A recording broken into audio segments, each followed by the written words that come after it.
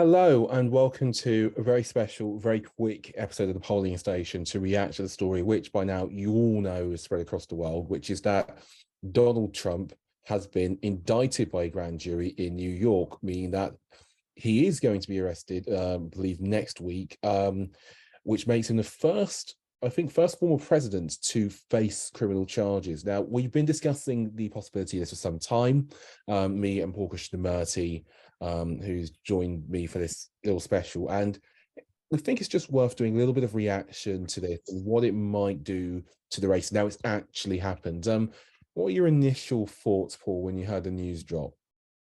Well, I wasn't surprised. I thought this was inevitable. I think it is not going to be the last indictment either. I'm very confident that the state of Georgia will charge him with trying to overturn the election and the fake electors scheme, which is, I think, a far more serious charge. My initial reaction, if I'm honest, was to dive on Betfair and take 5.4 about Ron DeSantis and 5-2 for the nomination, and they're shortened up a little bit, but not a lot. Interesting I mean, this is a very interesting situation. I don't think that if the only issue here is the Stormy Daniels case, I don't really think that moves anyone. Right? I don't think anybody who's going to vote in a primary, or really anyone who pays any attention to politics, hasn't heard about that. And I think that it's all people, it's factored into every opinion that is held about Trump. However, number one, it is unprecedented for a presidential candidate, serious presidential candidate at least, to be under criminal indictment. That has to be a negative. However, even if it only affects them, if it only changes the minds of 2-3% of Trump voters, that's enough. That's a lot, right? Second, it's ammunition for his critics, who are many, including on the Republican side. We've discussed in previous polling stations, there are a lot of influencers who were solidly pro-Trump for 5-6 years, who are now on the other side. Bill Mitchell, Elon Musk, Joe Rogan.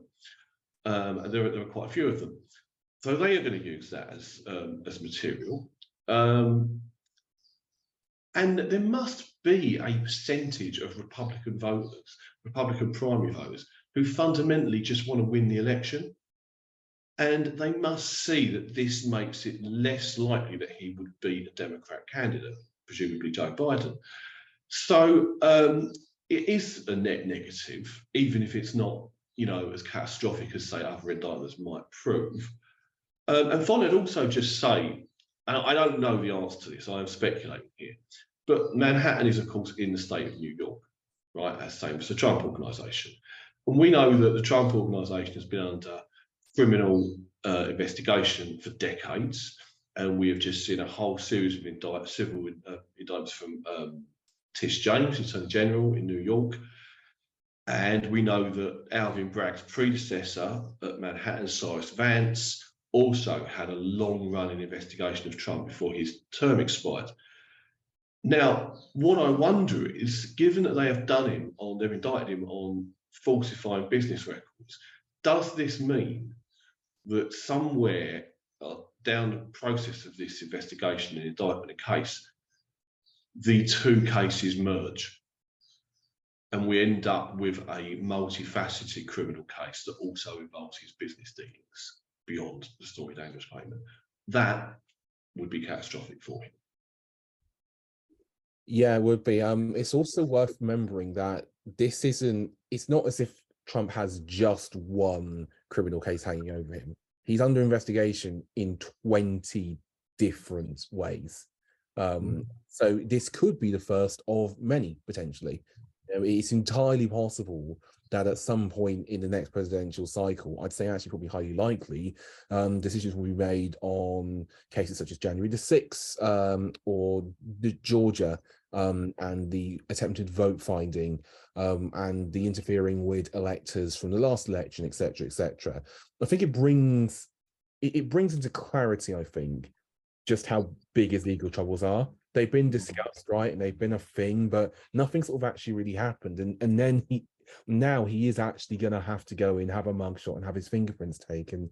And yeah, I do think that'll be a net negative for him, or it'd be net negative for anybody. One of the things I think this will do to the race, however, is it will really push a lot of contenders into crossroads.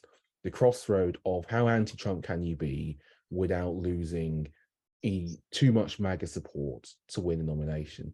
You saw this with Ron DeSantis's tweet, right, where he went on this like massive anti-Soros rant, claiming that like he had Bragg in his pocket and stuff, like we can't persist and all that. And I'm thinking, my brother in Christ, you're the second favorite for the nomination. This is your opponent, and this is what you have to do already at this stage.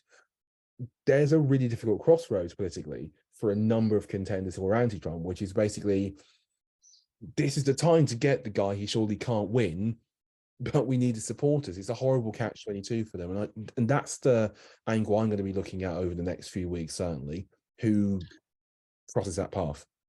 It's very bad news for the Republicans for that reason, that whoever is going to win this nomination is going to have to tie themselves to him somewhere or not, it seems.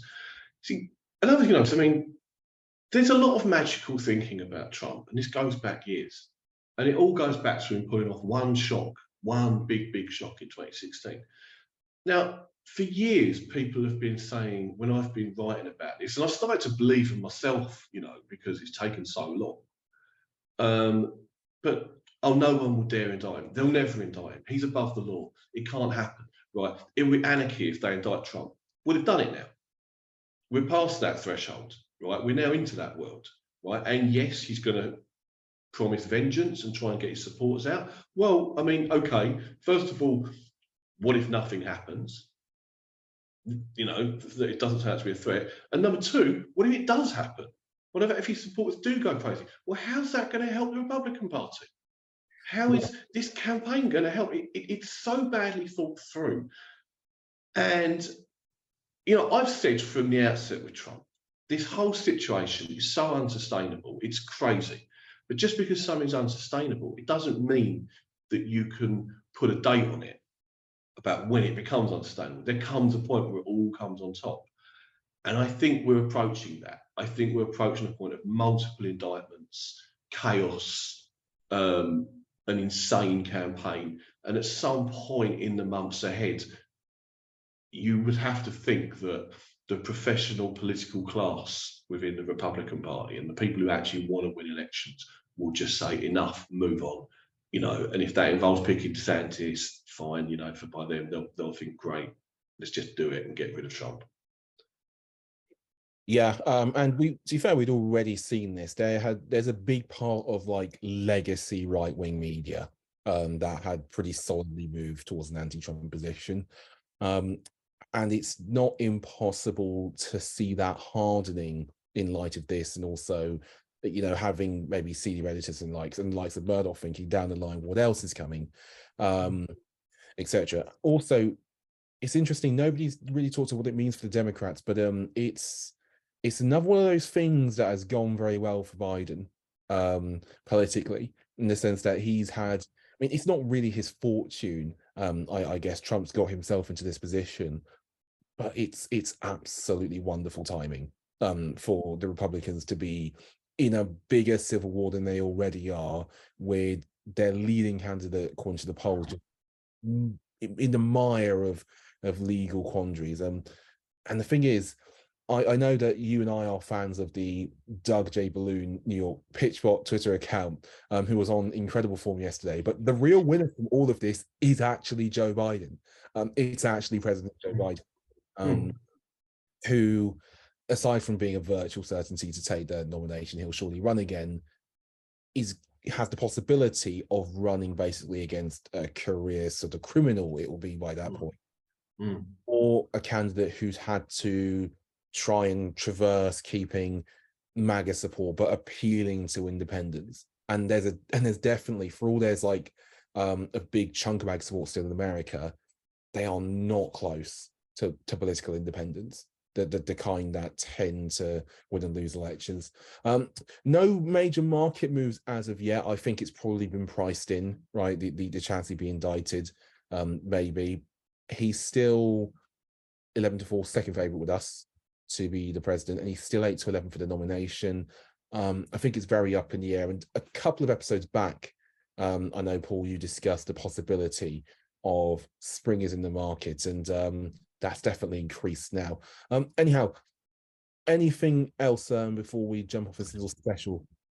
Well, just as we again the magical thinking here. I mean, we've had this throughout. We had this first of all when he was in power and he was doing things that were clearly going to result in indictment, an impeachment by the Democrat House. And yet it was 5-1 to be impeached by the House. And it was like, what do you think is going to stop this exactly? And they're like, no, you lot always say that about Trump. But, you know, he got impeached. Then he's a mile behind in the polls. And then, but yet his price stands up in the market. And everyone says, oh, no, the polls are fake. They're fake. They always underestimate Trump. And he wins the election.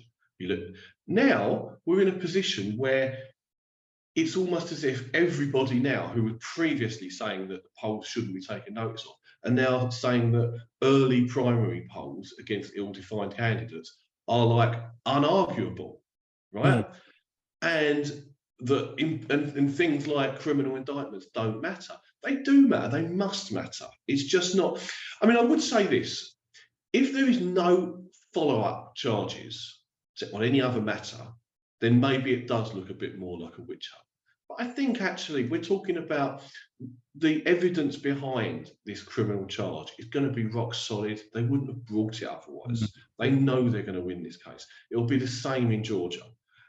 And I've seen polls saying that the majority of people think he should be indicted, and the majority of people think that he shouldn't stand if he's indicted. Well, how do you run an election campaign on that?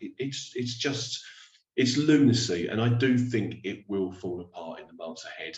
And I think there is room for a springer in the market. This might reach such a catastrophic position for them by the autumn that somebody who has kept their slate clean, whether that's Mike Pence maybe, or someone who just hasn't got involved, like Brian Kemp, people will start looking at them. So certainly take on Trump. I just cannot believe that the price hasn't moved. I think that's madness. I must admit to being very surprised there wasn't even a token drift on him. And yeah, I think there'll be more moves coming. I think also one last point, but when the indictment is unsealed, that there's gonna be a lot of stories coming just alone from that evidence, which will, if not terrible for brand Trump, very bad for brand GOP. So I'd expect more market moves to come. Anyway, thank you very much, Paul, for your time on this Friday. Obviously IPL, another circus, which feels like 4 years, but actually only is 2 months about to start. Sadly, if only it was for 4 years. Thank you very much for watching this or listening if you have, and we will be back very soon.